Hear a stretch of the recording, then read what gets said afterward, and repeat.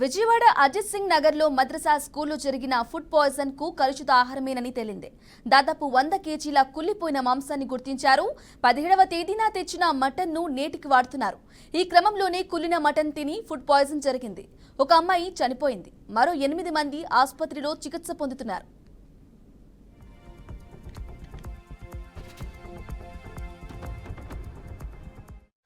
రాత్రి వాంతులైని మేము ట్యాబ్లెట్ వేసి పడుకోబెట్టాం.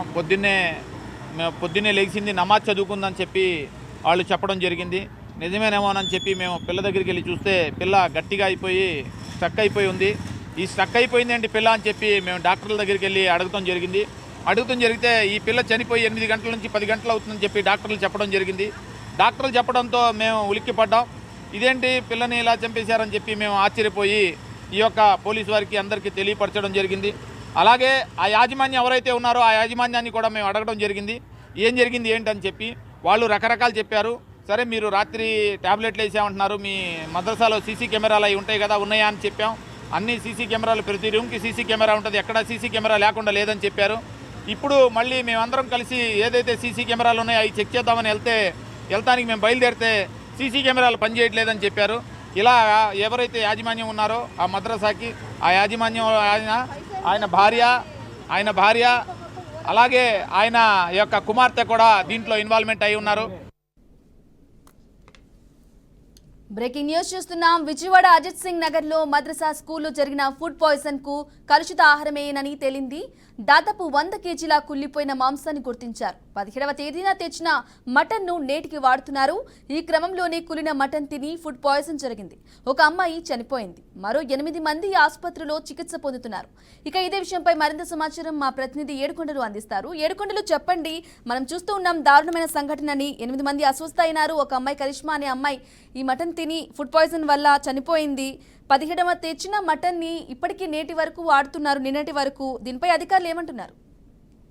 బ్రాహ్మణి విజయవాడ అజిత్ సింగ్ నగర్ లోని మదర్సా చారిటబుల్ ట్రస్ట్ లో 100 కేజీల కుళ్ళిపోయిన మాంసాన్ని నిల్వ చేసి విద్యార్థులకు రోజు అదే ఆహారాన్ని పెడుతున్నారని చెప్తున్నారు. దానివల్ల ఫుడ్ పాయిజన్ అయింది. దీంతో 10 మందికి అస్వస్థత గురయ్యారు అని చెప్పేసి అక్కడ ఉండేటువంటి సిబ్బంది అయితే చెప్తున్నారు. అయితే ముఖ్యంగా ఏదైతే అక్కడ విద్యార్థిని 17 సంవత్సరాల విద్యార్థిని చనిపోవడం పట్ల ఫుడ్ పాయిజన్ కాదు, వేరే కారణాలు ఉన్నాయంటూ కూడా ఆమె బంధువులు అయితే ఆరోపిస్తున్నటువంటి పరిస్థితి కనిపిస్తుంది. ఈమె ఏదైతే నిన్న రాత్రి భోజనం చేసిన తర్వాత 10 మంది పిల్లలు వాంతులు చేసుకోవడంతో ఇక్కడ ఫుడ్ పాయిజన్ అయినట్టు గుర్తించినటువంటి వారంతా కూడా హుటాహుటిన ఆసుపత్రికి తరలించారు. అయితే ఇక్కడ అనుమానించదగ్గ విషయం ఏంటంటే ఎటువంటి అంబులెన్స్ ను పిలవకుండా ఈ యొక్క ఎవరైతే చనిపోయినటువంటి కరిష్మా ఉందో కరిష్మాని మాత్రం తమ సొంత వాహనంలో తీసుకెళ్లామని చెప్తున్నారు. అయితే హాస్టల్లో ఉన్నటువంటి నేపథ్యంలో ఏదైనా జరిగిన అంబులెన్స్ ఫోన్ చేయాల్సి ఉంది. కానీ ఇక్కడ ఏదైతే ముందుగా టాబ్లెట్లు ఇచ్చామని, అయితే అర్ధరాత్రి సమయంలో తనకు పరిస్థితి విషమించడంతో కారులో తీసుకెళ్లామని చెప్తున్నారు. అయితే ప్రస్తుతానికి కరిష్మా బంధువులు అయితే మాత్రం ఇటు విజయవాడలోని ప్రభుత్వ ఆసుపత్రి మార్చిడి వద్ద ప్రస్తుతం కొద్దిసేపటి క్రితం ఆందోళనకు దిగారు. తమ కుమార్తె ఫుడ్ పాయిజన్ వల్ల చనిపోలేదు, అనుమానాలు ఉన్నాయంటూ కూడా వారు ఆరోపిస్తున్నటువంటి నేపథ్యంలో ప్రస్తుతం ఏదైతే ఈ యొక్క చారిటబుల్ ట్రస్ట్ లోని భోజనం తిన్నటువంటి వారంతా కూడా ఆసుపత్రిలో ఉన్నారని, ఇంకా 8 మంది చికిత్స పొందుతున్నారంటూ కూడా వారు చెప్తున్నారు. వాస్తవానికి 60 మంది విద్యార్థులు అస్వస్థతకు గురయ్యారని చెప్పేసి ముందుగా చెప్పారు. అయితే ఇప్పుడు 10 మంది అని చెప్తున్నారు. దీనిపైన పొంతం లేని సమాధానాలతోటి పలు అనుమానాలు వ్యక్తమవుతున్న నేపథ్యంలో ప్రస్తుతం ఈ యొక్క ఆసుపత్రి వద్ద అయితే మాత్రం ఈ యొక్క కరిష్మా తల్లిదండ్రులతో పాటు వాళ్ళ బంధువులు కూడా ఆందోళనకు దిగినటువంటి పరిస్థితి కనిపిస్తుంది.